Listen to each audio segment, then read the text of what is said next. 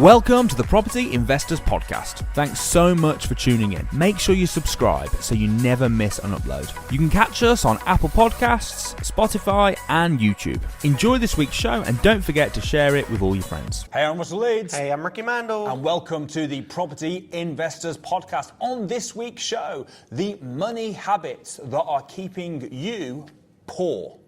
So this is a really interesting show. I think this is one of probably the most important shows actually that we've ever done. Because it doesn't really matter how much money you make. If you've got the wrong blueprint, if you have the wrong habits, you're never going to have very much money. Absolutely. How did you change your blueprint and your habits when it came to money? I think one of the biggest things was hanging around people and changing my environment to follow other people's habits. Like, I went on to training programs with you and Samuel. And I'm looking at, all right, I'm watching what you guys are doing. I'm learning from what you're doing. You're teaching me how to manage money and manage finances. So I think, changing your circle and changing your environment for me was one of the biggest things. Yeah, I 100% agree. That's a big one. I remember when I was 19, maybe younger, maybe 18, 19, and I went on a training program, and they were talking about money management, and they were talking about, they kept saying the same thing, which is pay yourself first. Pay yourself first. Robert Kiyosaki says a similar thing in Rich Dad Poor Dad, pay yourself first. And when I was like 18, 19, I was like, what the hell do they mean? Pay yourself first. Like, what does that actually... I thought the same thing. How do you pay yourself? Well, I thought the same thing. When Samuel first said it to me, I was like, hold on a minute. If I have a job, I kind of get paid first anyway. Yeah. It always pays me first. Yeah. Like, what was I mean? I didn't quite get my head around it. But paying yourself first is when you have a business. When that business makes money, Or even a job. What you want to do is you want to put the money aside for you and manage the money so that you've got. I mean, one of the things that we do is we divide the money into categories. So you've got different pots for different things. Yeah. So you have an investment pot, you have a fund pot. Well, that's exactly what it is. Like, here's the thing, right? This is human nature. This is how we are. I don't know why. I'm like it, you're like, everyone I've ever met is like it. There might be the odd person that's totally not like it, but most people are like this. We will use up whatever resources we have, right? So, not even with just money. I'll give you an example. When I first got married, my wife said that every time she got up in the night, or any time she got up in the morning, or whatever it was, I would then take up the whole of the bed, right? So I'm there lying in my half of the bed, content.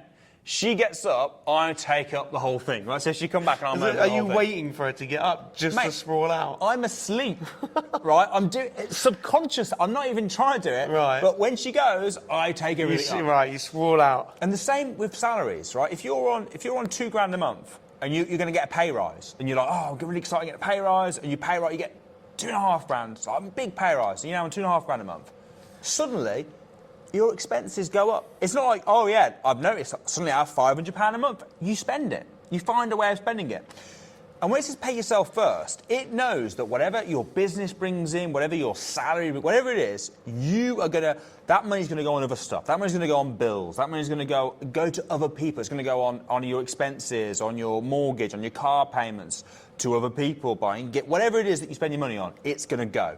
So before it goes to other people, you need to pay yourself. You need to put some money aside. I call it, for me, investor tax, right? Because really, who takes your money first? If you're an employee, the government pay themselves first, right? The government don't say, pay everything that you need, and then once you've finished paying everything you need, whatever's left, you can pay as tax. Because if they did that, no one would pay any tax, right? So what they say is, you pay us first. Yeah. They take a tax, they tax your money. You don't even see it. It doesn't even hit your account. No. Right? You pay the government first.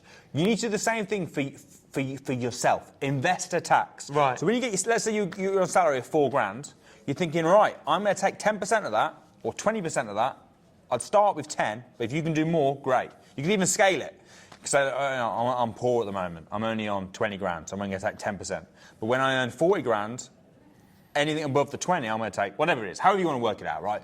But you put it into an account first that you're not allowed. It can't pay bills. No. The bills have to wait. This is your investor tax. This is your financial freedom tax that you're taking out. You're paying yourself before anyone else gets paid. And that's what paying yourself first means. And you've probably heard it But I certainly didn't understand it. I You didn't understand it. Because I was thought, I've already been paid. How can I pay myself again first? I've already been paid. Yeah, but what you're future. saying is once you've got that money, you then need to manage it by moving it to a tax. Move it out. And in my head, it's my investor tax account.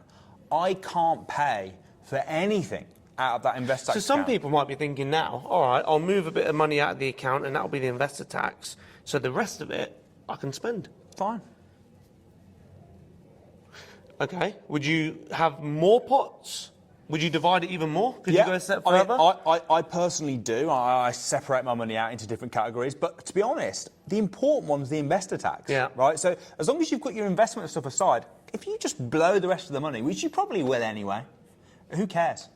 Yeah. It makes sense. I agree with you. I do personally split it out. But if someone didn't and just did the investor tax, I'd be cool with that. Yeah. So that's the very first thing. Pay yourself first. And the habit that most people don't do is they don't do that, and they pay everyone else first. They pay all their bills first, Yeah. and they have nothing left for themselves. Then that leads on to another problem. Go on. Which is the next point. If you get a load of money and then you spend it straight away, and then you see things you want or you want to get new things, but you don't have the money, what does that lead to? Well, that leads you to getting bad debt. Yeah. And bad debt, there's good debt and there's bad debt. Bad debt is where you borrow money to buy liabilities, things that are going to cost you, not bringing in anything. So, for example, if you, let's put a scenario together where you get paid, woohoo, the money's gone straight away, but then you want to buy a new sofa or you want to go on holiday. And then bad debt is when you borrow money to go on holiday or to get the sofa. The holiday isn't going to bring you any income in. The sofa is not going to bring you any money in. So that's bad debt. That's a liability. Good debt is where you borrow money to invest it to get a return. And the return on that investment serves the debt and gives you some profit from it. Yeah, 100%. And most people fall into one of two camps. Obviously, you've explained that, good debt, bad debt. Most people either like debt and are comfortable with having debt, or because of bad debt, they don't like any debt. Yeah. Right? So they're like, oh no, I don't want to go into debt. I have people say that, and I'm like, they've got an opportunity to invest in a property. They're like, oh, I have to borrow my money. Oh, my mother, she's off it. Oh, I don't want to go into debt. It's like, are you crazy? Yeah. Of course you want to go into debt. But like you, for example, and this might shock some people. Go on. But you are millions of pounds in debt. I am. Millions. Yeah. And you love it. Yeah. And I'm assuming one day you'll pass through a very rich, happy man with millions of pounds worth of debt. Yeah. And that debt, I'm assuming, correct me if I'm wrong, your kids will inherit that debt. But I'm assuming your kids will love the debt just as much as you did. Well, they will. And explain why that is. Well, because you need debt for leverage. Right. Right. So if you're, for example, a mortgage on a property, if you've got loads of properties, unless they're unencumbered, if you've got loads of properties, there's going to be loads of debt on all those properties. Right, but that debt's bringing you an income. Yeah. So your kids will love it because they know that the debt, you can't be a high net worth individual without being a high net worth individual. Correct. And they'll know that you've got all of that debt, which is actually bringing them an income. Yeah. And there's another advantage of debt, which I'm going to talk about later on. Okay. Okay. But yeah, so bad debt.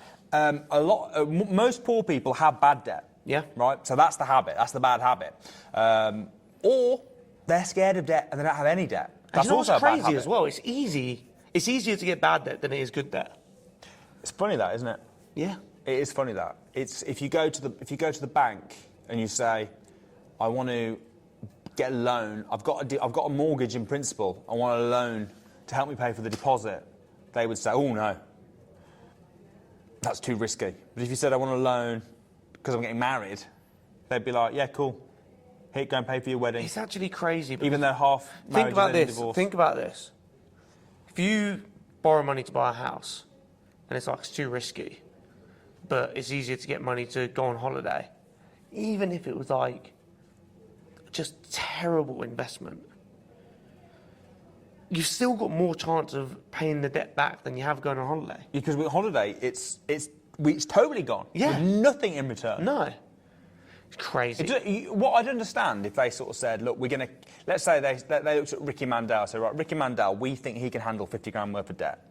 If they're going to let you for holiday, what's the difference? What is the difference? You've got more chance of getting it back from buying a house than you have a holiday. Because now at least they've got an asset they can take off you. Yeah. It makes zero sense to me either. Next point. I don't want to talk about debt anymore. What you should do is embrace good debt. Embrace good debt. Yeah. Bad debt, we don't even talk about bad debt. Embrace good debt, but just as bad as having bad debt, I think, is being scared of debt altogether. You've got to use debt as a tool. Yeah. Rich people use debt. Right, next. Go on. Not knowing what you're spending your money on.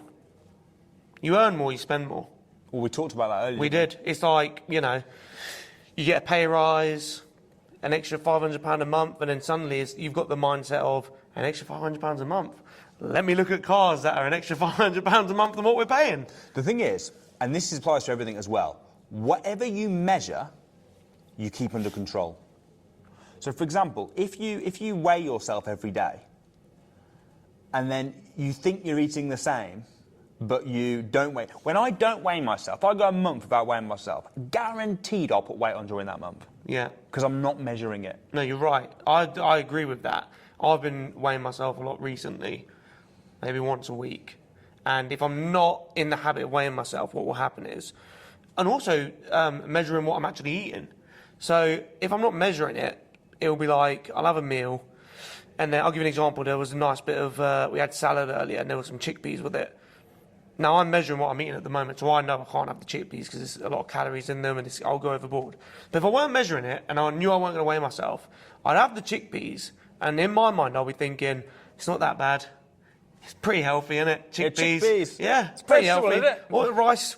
I'll have more rice because it's good for. It's rice ain't bad. Healthy rice. Yeah, Whole exactly. grain rice. Oh man, dressing on the salad. Yeah, load it on. It's all good. It's salad.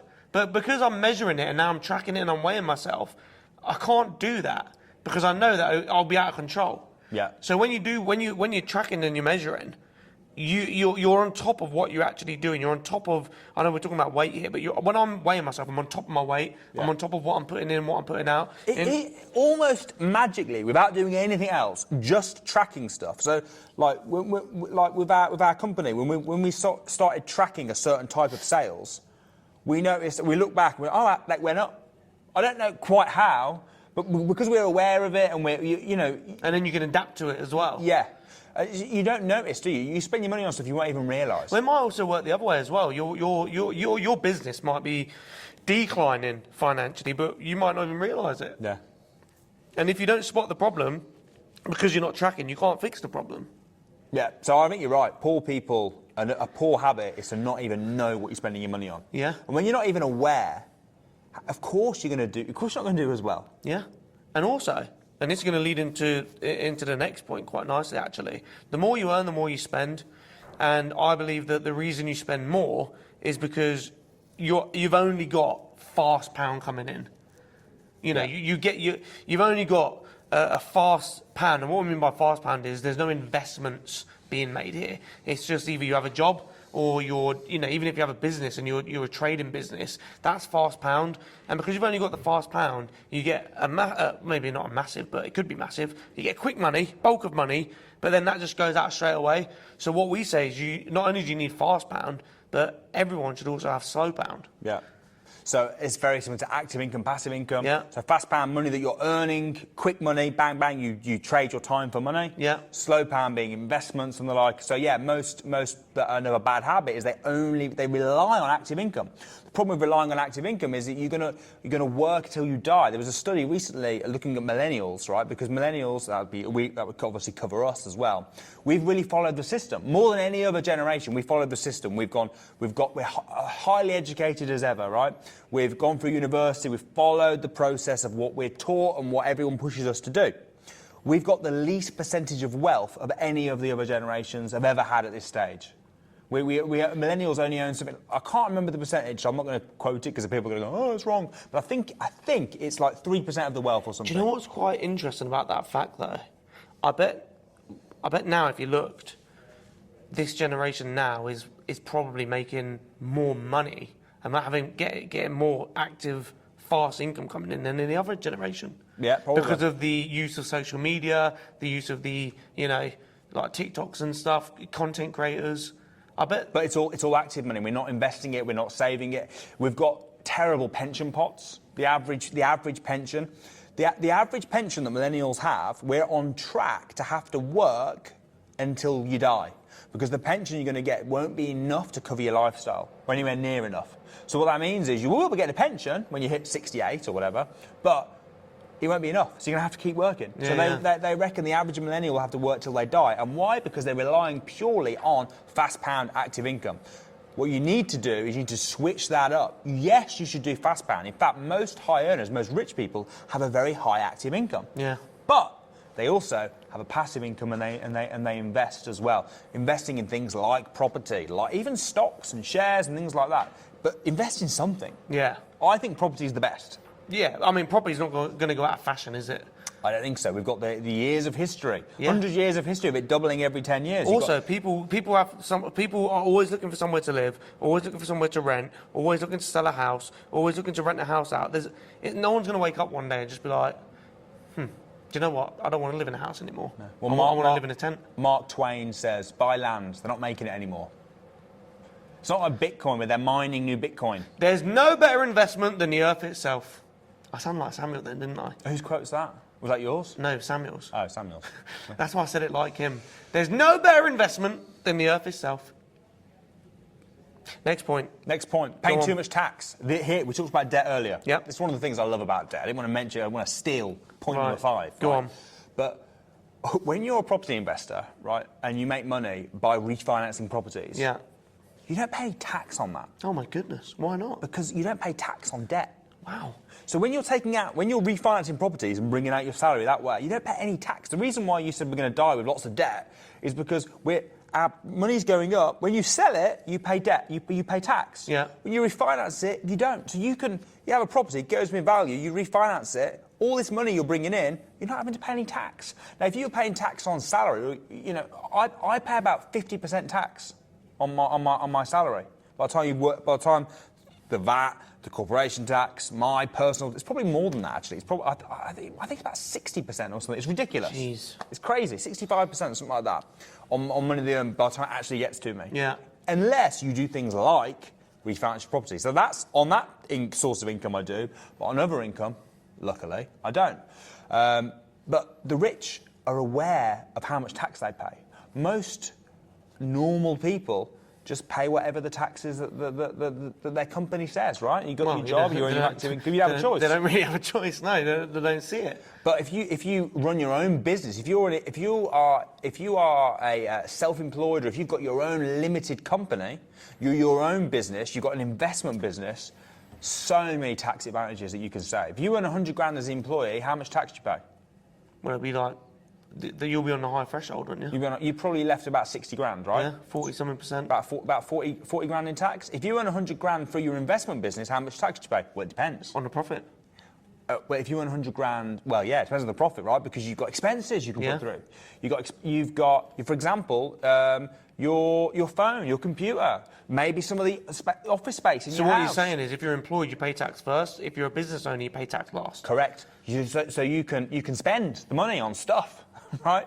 So then you can take your salary, your tax-free allowance. Then you can take a dividend, your dividend-free allowance, and then you pay less tax on dividend, like 8% or something, right? So there's lots of different ways that you can pay a lot less tax. I think most poor people, they're in the habit of just paying too much tax, and it's not like it's not tax evasion. You're doing it within the law. This is how the system's designed. Yeah. You're not doing anything wrong. It's just you just work into the system. Yeah. The system's designed for people that have got limited companies or investing to pay less tax. But even if people watching this follow all of them steps, there's still one more thing that you have to get your head around before you can even, start to make money and keep the money. The final bad habit. The final bad habit, which you need to change. If you've got this habit, you've got to change it. Go on, what's the habit? I'm excited. Give me a drum roll. He's saying that, right? I've sprayed my wrist. I forgot. Tom. Hold on, let me tell the story. So Rob came in today and he was wearing this coat, right? And I was like, oh man, that's a nice coat. And he's like, oh, thanks. And then we sat down and it's like boiling hot in this room. And I was like, "You're not hot?" And he was like, "No, I'm fine." And I was like, "It's a bit hot in here." And he was like, "No." And I'm looking, he's got like sweat coming down his head. I said, "Take your coat off, man. Come on, what are you playing at?" And he took off his coat and he had this like hand wrap around his hand. And I said, what are you playing at? He goes, I sprained my hand. And I said, "Oh, did you go to the doctor?" So he goes, No, I've had this one at home and I just put this on, like you keep it for whenever you sprain your hand. And he took it off to film this podcast. The way you tell stories are hilarious. Like, that just didn't happen. Like, I wasn't keeping my coat on, sweating or anything. It's hilarious, man. But I have sprained my wrist. And I do have a hand strap on that I did take off for the podcast. So hence I can't do my drum roll with my right hand. So it's a one-handed drum roll. Are you ready for the drum roll? One-handed drum roll. It's hard in one hand. You are... the bad habit is you are afraid and are scared to take risk.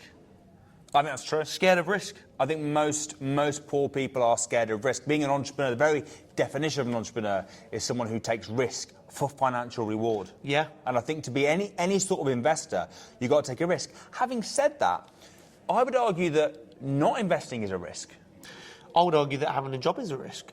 Having a job is a risk. I would argue that not putting money into an investor account and just spending all your money, that's a risk. Yeah. So whatever you do, you're going to take a risk. People are scared of risk because they're like, "Oh, if I invest that money, I could lose it." Yeah, but if you don't invest it, you'll lose it anyway. Yeah. Right? You'll just spend it on crap. That's right. That's a bigger risk. It's just rephrasing risk in your head and what is risk. Well, what you want to do is you want to... Everything you do is risky. It needs to be a calculated risk based off of what's going to be the return on investment. And Well, crossing the road's risky. Well, yeah, of course it is. You get run over. You could do. You drove here today, right? Yeah. Risky. We're sat on chairs. Risky. Risky. I played football last night. Sprained my ankle.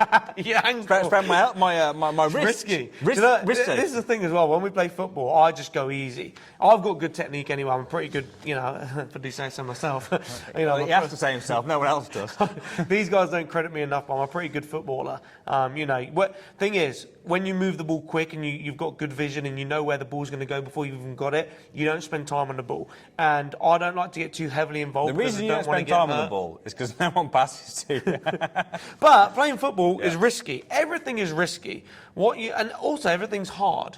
Yeah. You know, but having no money is hard.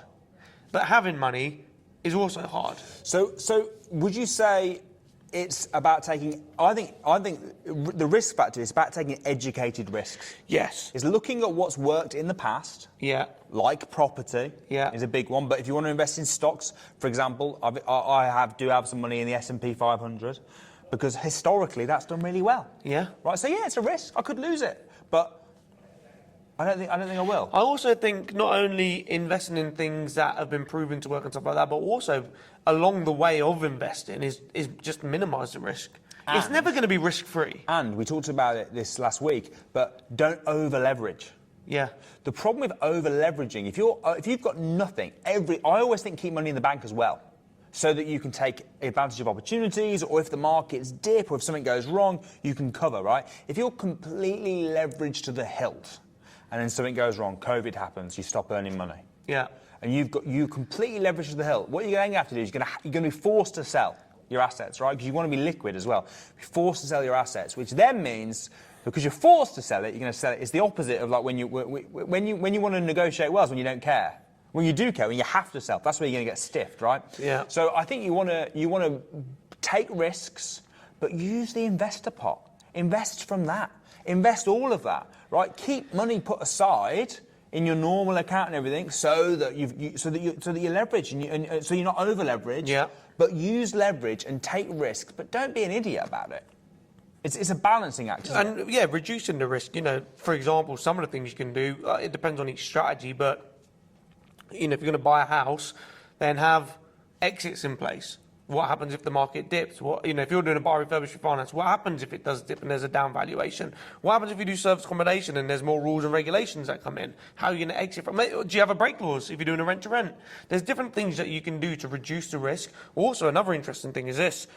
If you're like, do you know what, I want to get started in property, and I just want to go kind of, small steps at a time with the risk. I don't want to go all in. I just want to. There's a strategy that has basically no risk to it, apart from risking your time and risking some petrol money, and that's deal sourcing.